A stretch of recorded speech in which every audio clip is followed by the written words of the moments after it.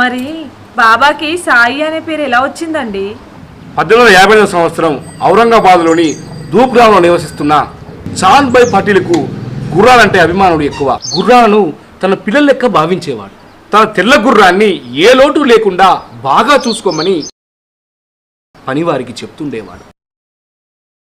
హఠాత్తుగా ఒకరోజు ఆ గుర్రం కనిపించకుండా పోయింది. అప్పుడు ఆ పనివాడు వచ్చి ఆ గుర్రం కనిపించలేదు అని చెప్పాడు. ఆ చాంద్ పాటిల్ ఆ గుర్రం జాడ ఎలాగైనా కనిపెట్టమని పంపుతాడు. అతను కూడా ఆ గుర్రం కోసం ఆ గ్రామం అంతా గాలిస్తాడు.